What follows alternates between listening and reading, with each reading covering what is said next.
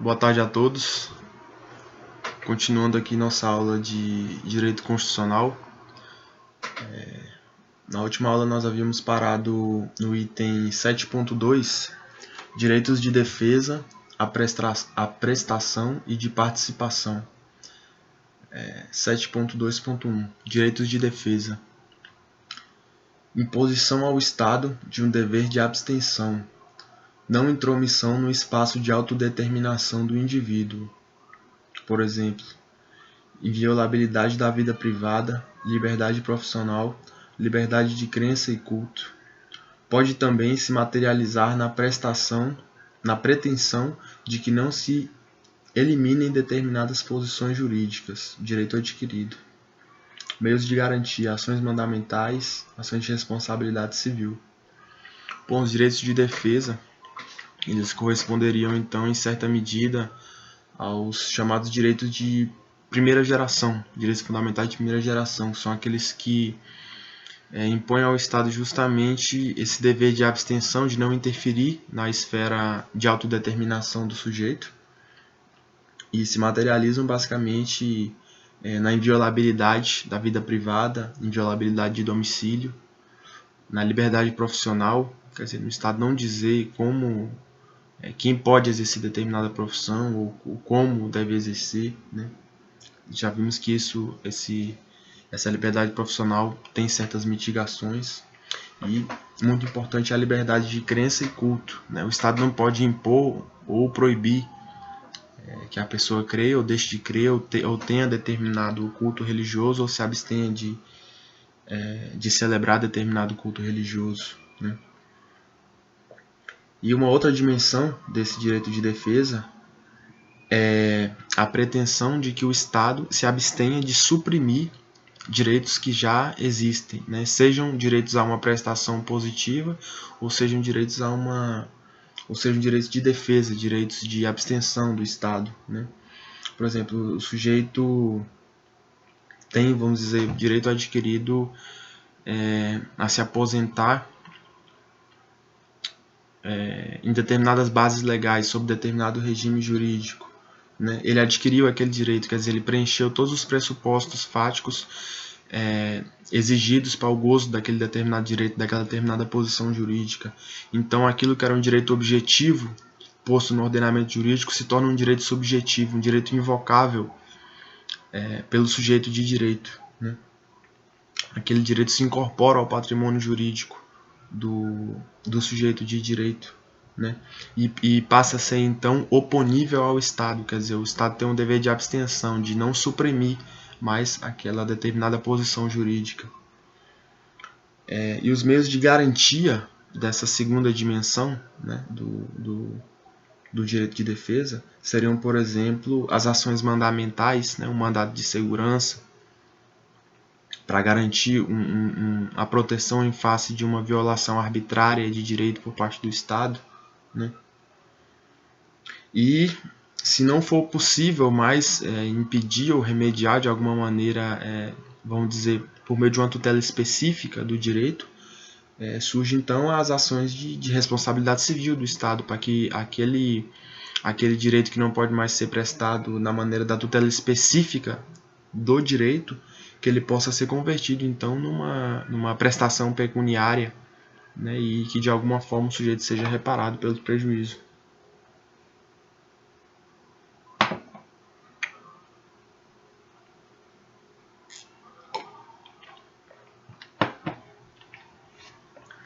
Vou ligar a luz aqui, tá meio escuro. Melhorou. 7.2.2 Direitos à prestação. Ação no sentido da atenuação das desigualdades, estabelecimento de moldes para o futuro da sociedade. Ação do Estado para libertar os indivíduos de suas necessidades. Promoção de igualdade efetiva e solidária entre os membros da sociedade política. Prestação material ou jurídica, dever de fazer ou de dar. Então, os direitos à prestação corresponderiam em certa medida, aos chamados direitos de segunda dimensão, ou segunda geração de direitos fundamentais, né?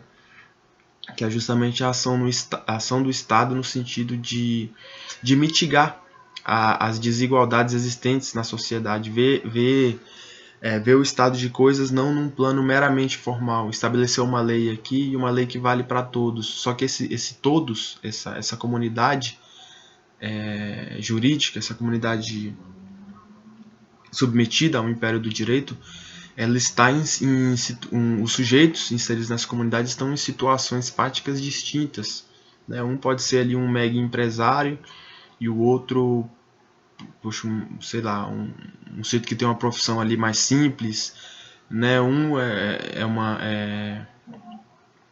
Sobretudo desse ponto de vista das diferenças sociais, na perspectiva econômica mesmo, né? Então, o Estado, para que possa haver de fato igualdade, para que possa haver liberdade, né? O Estado promove essa ação corretiva no sentido de libertar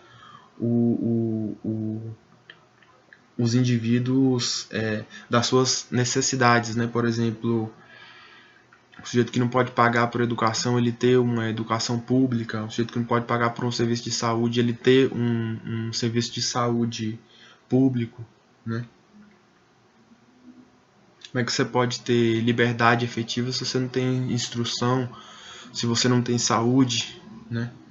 Você não tem aquele mínimo necessário para assegurar uma existência digna, né? Você está vivendo como um animal, né? Você não está vivendo a liberdade do ser humano. E essa prestação, ela pode ser uma prestação material, né? Pode ser um fazer, por exemplo, a escola pública, né? Conceder ou serviço de saúde público ou hospital público, né? Ou uma prestação jurídica, por exemplo, regulamentar o direito de acesso ao judiciário, definir as normas processuais que vão conformar o direito ao acesso à justiça, ao devido processo legal, né? Isso é uma prestação do Estado também, mas é uma prestação de caráter jurídico, né? Então, os direitos à prestação vão ser sempre uma obrigação de fazer algo, né? Ou de dar algo, né? 7.2.3 Direitos à prestação jurídica, né? Normação pelo Estado do bem jurídico protegido como fundamental, né? Por exemplo, há na Constituição ali a definição de determinados bens jurídicos definidos como fundamentais, né? Sobretudo no artigo 5º, mas também espalhados pela Constituição. E determinados direitos, para que eles possam ter uma proteção efetiva, eles necessitam de uma conformação ou de uma normatização infraconstitucional que especifique e que densifique esses bens jurídicos arrolados pela Constituição, né? Por exemplo, os mandados de criminalização da Constituição Federal, que determina ali que o crime de racismo ele será inafiançável e imprescritível, né? Mas, como nós sabemos, no direito penal há o princípio da tipicidade cerrada, né? O princípio da legalidade. Então, o que configura crime de racismo? Né? Se não há um tipo penal delimitando especificando no que consiste o crime de racismo, esse mandado de criminalização da Constituição ele se torna vazio, né? Porque também é um direito constitucional do jurisdicionado saber qual é a conduta tipificada como crime, né? Não há crime sem lei anterior que o defina. Também um outro direito à prestação jurídica, como já apontado, é o direito de acesso à justiça, né?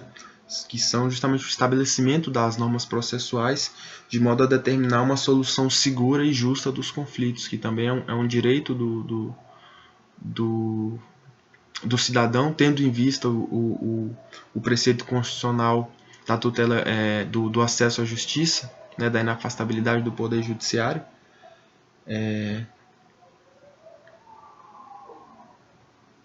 Exatamente isso. 7.2.4 Direito a prestações materiais. Troquei de cadeira aqui, a outra cadeira estava meio Direitos a prestações materiais. Utilidade concreta, bem ou serviço. Fim, libertar os indivíduos de determinadas necessidades para que possam gozar da liberdade efetiva.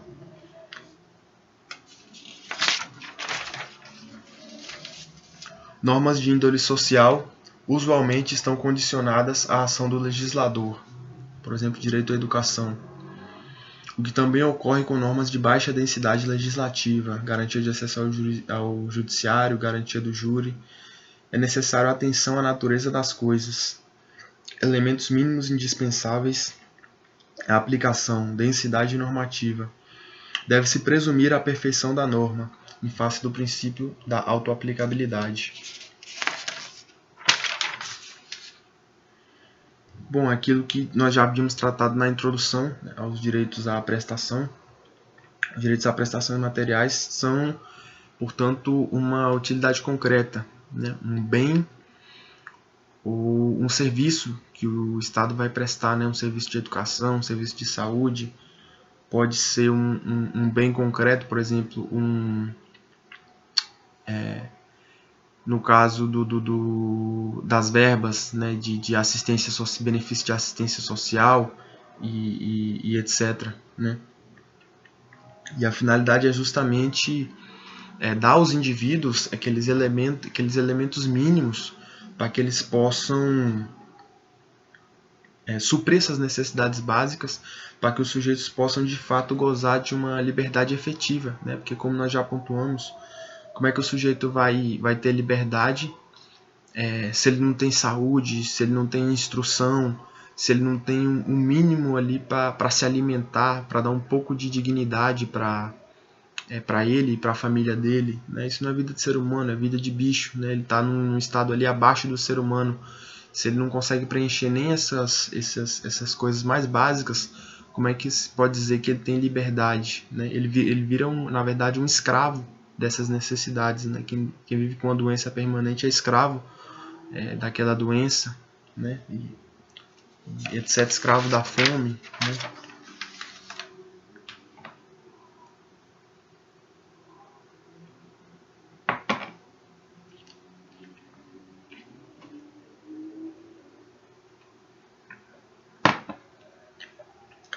Essas normas de índole social,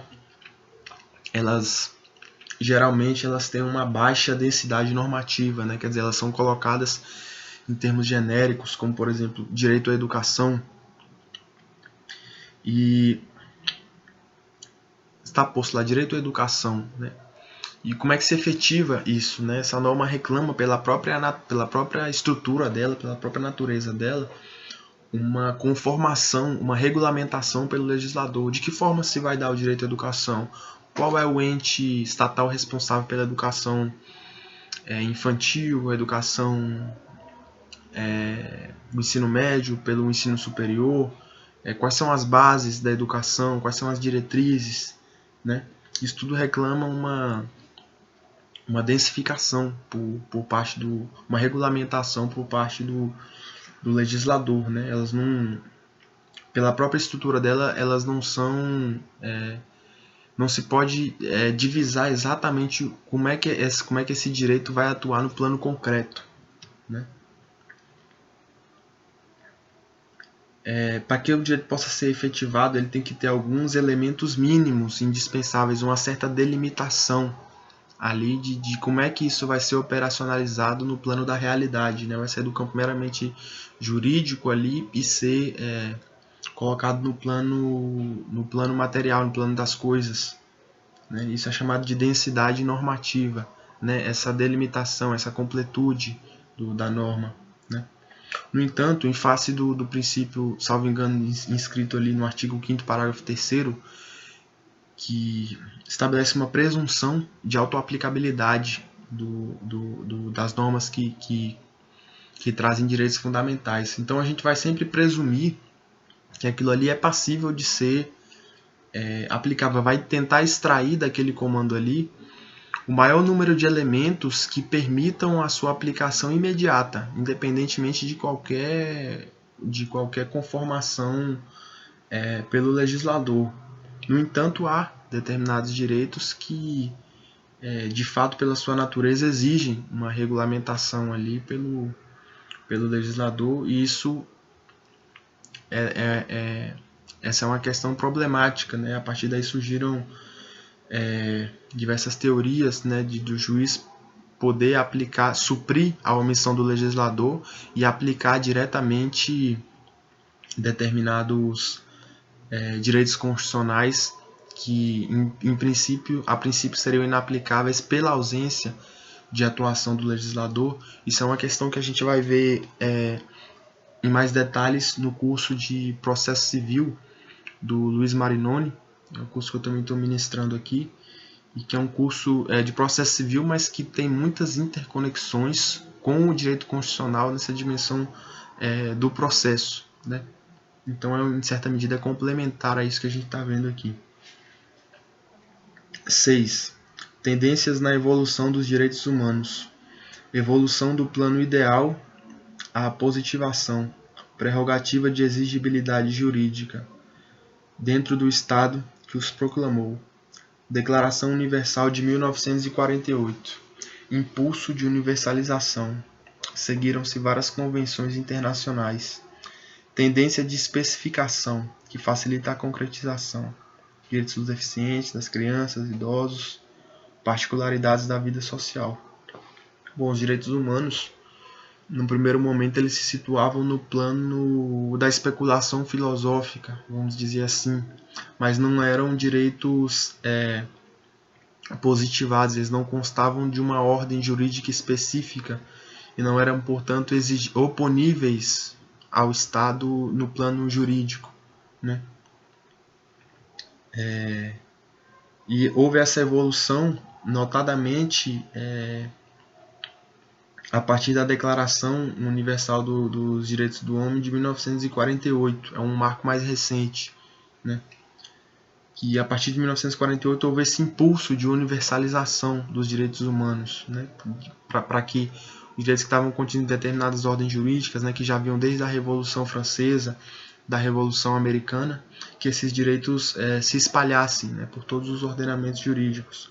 E a partir da Declaração Universal de 1948 se seguiram várias convenções internacionais sobre direitos humanos, quer dizer, vários programas jurídicos que foram estabelecidos de forma mais ou menos uniforme para vários estados, né, os estados que subscreveram essas convenções. E a partir daí houve uma tendência de especificação, né, o que facilita a concretização, a aplicação do direito. Porque, bom, você estabelece lá, todo homem tem direito à liberdade, à dignidade, né, ao livre... preceitos assim que soam muito belos, mas que são um tanto difusos, né? E essa tendência de especificação, ela, por exemplo, aos deficientes físicos deve ser garantido o acesso facilitado a isso e aquilo, né? Às crianças deve ser resguardado o direito, vamos dizer, a educação primária obrigatória até tal nível. Aos idosos deve ser garantido tal, vamos dizer, a facilitação de acesso ao poder judiciário ou coisa que o valha, né? A especificação dessas particularidades da vida social, né? Sobretudo desses grupos menos favorecidos, né? Por exemplo, os deficientes, né? Os grupos mais vulneráveis, né? As crianças, os idosos. Essa tendência de especificação facilita, né, a concreção, porque dá uma fonte imediata para o aplicador jurídico. A identificação do que é o direito subjetivo da pessoa se torna mais fácil, a identificação do que é o direito oponível ao Estado, né?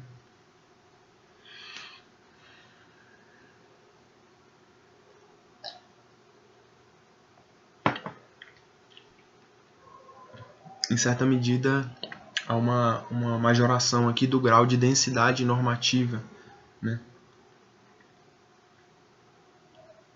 E um atendimento às particularidades, né, de cada grupo de indivíduos, né? O deficiente ele tem necessidades que as pessoas não deficientes não têm, né? Então não basta você estabelecer um preceito genérico ali,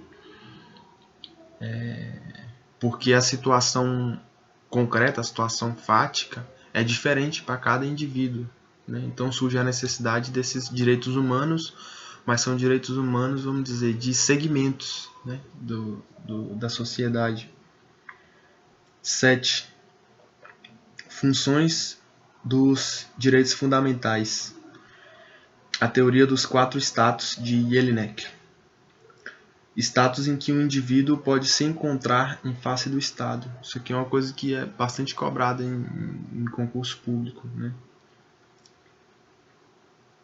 O primeiro status, o status chamado status passivo, né? É o status de subordinação, status de cumprimento de deveres perante o Estado, né? Que seria aquela posição de súdito, né? Seria, sobretudo, pagar tributos, né? E obedecer às autoridades estatais, né? Segundo status, o status negativo.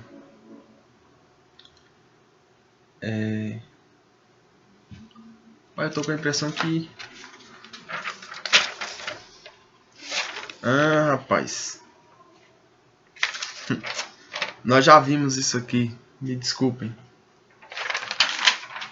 Já vimos. Então, só passando rapidamente. Status negativo diz respeito ao espaço de liberdade das ingerências do Estado, né? Corresponde a um dever de abstenção do Estado.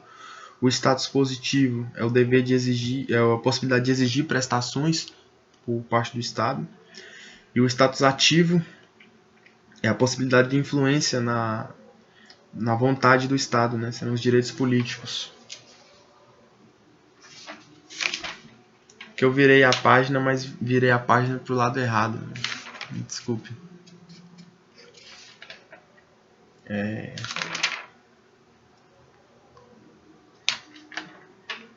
Bom, estava nos direitos a prestações materiais. Vamos só encerrar isso então.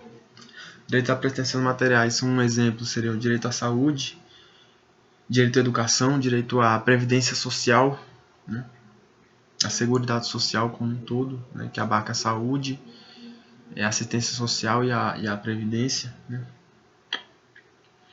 Alguns preceitos possuem alta densidade normativa, mas a maioria requer a interposição do legislador para produzir efeitos plenos. Tem a ver com a distribuição de riqueza na sociedade, dependem, portanto, de uma conjuntura econômica favorável.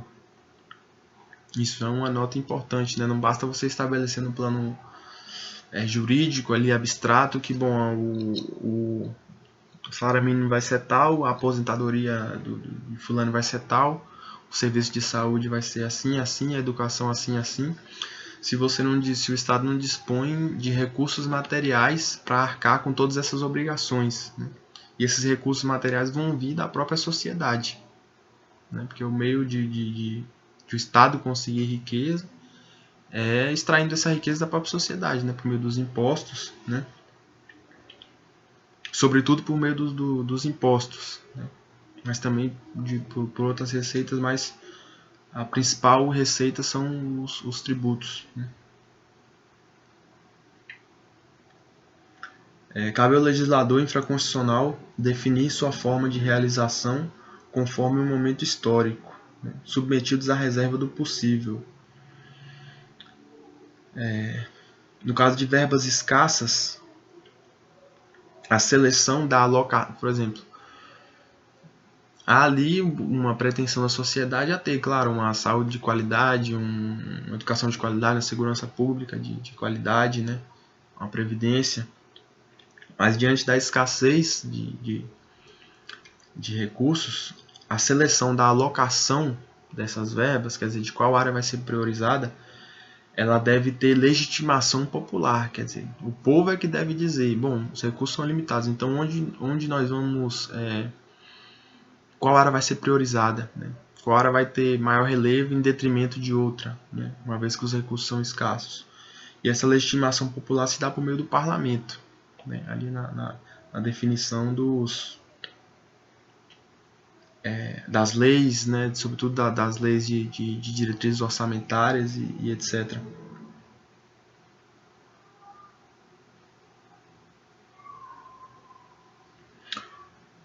O direito subjetivo pressupõe que as prestações materiais hajam sido delimitadas, tarefa própria do órgão político e não judicial, configuração e dimensão. Nesta medida, acabam por se configurar, num primeiro momento, como direitos a uma prestação jurídica. Por exemplo, consta ali o direito à saúde, à educação, previdência, né, etc. Então, num primeiro momento, um direito do cidadão seria um direito a que esses preceitos, vamos dizer, de certa forma, vagos, difusos, fossem densificados pelo legislador, fossem regulamentados pelo legislador, de modo a dar uma delimitação que permita divisar, que permita enxergar e definir claramente quais são as prestações a que o sujeito faz jus, de modo a que essas prestações possam ser juridicamente exigíveis, né?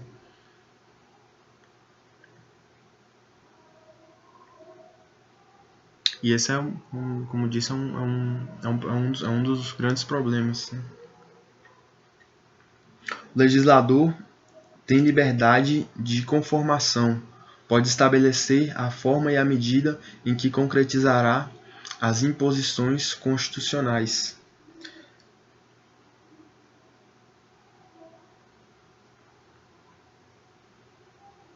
Quer dizer, o legislador, ele tem essa...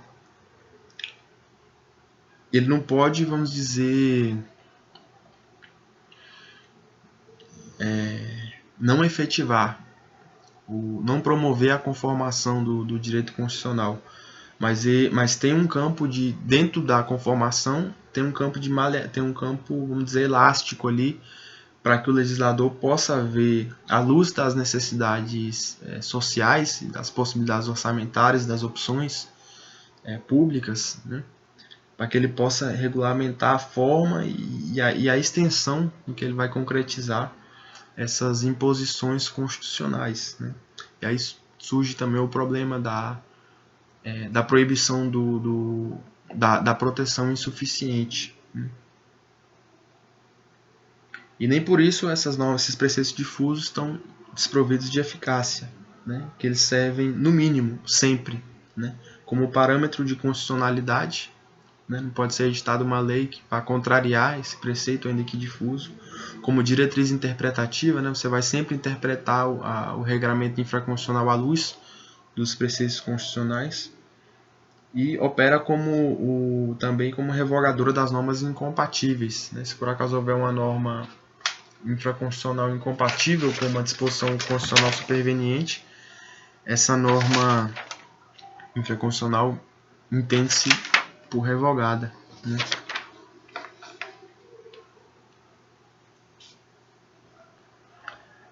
Efeito frustrante, Conrad Hess. Conrad Hess? Nem lembro mais. Tensão entre as promessas e a realização concreta. Atenuação, doutrina, teoria do grau mínimo de efetividade. Bom, mas restrição à liberdade de conformação, direito à educação, mínimo para escolas e creches devem existir.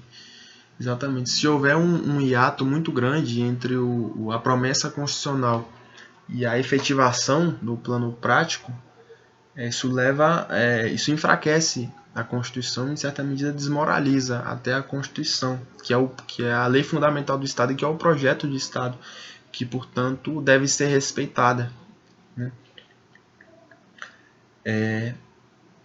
De modo a haver uma atenuação entre essa promessa e a concretização, a doutrina desenvolveu essa teoria do grau mínimo de efetividade, né? Que é, na verdade, uma restrição à liberdade de conformação do legislador. O legislador, então, ele vai ter que promover a conformação, a regulamentação da norma constitucional, de modo a conferir pelo menos aquele mínimo de efetividade para que a Constituição não seja ignorada, né? Para que aqueles dispositivos constitucionais não sejam meras letras postas ali num papel, né? E como é que isso se efetiva no plano prático? Por exemplo, no direito à educação, o STF já decidiu que, no mínimo, as pré-escolas e as creches devem sempre existir, né? Então, vamos supor, o administrador e o legislador ali na esfera estadual, municipal, ele pode se excusar a instituição, vamos supor, de uma escola técnica, né, até do ensino médio, né, mas pelo menos as pré-escolas e as creches devem sempre existir. Esse é o mínimo de efetividade sem o qual não se pode falar nem na existência de um direito à educação, né? Bom, seria isso, meus caros. Na próxima aula nós vamos ter ainda os direitos fundamentais de participação e continuar ainda na temática dos direitos fundamentais. Obrigado pela atenção. Boa tarde a todos.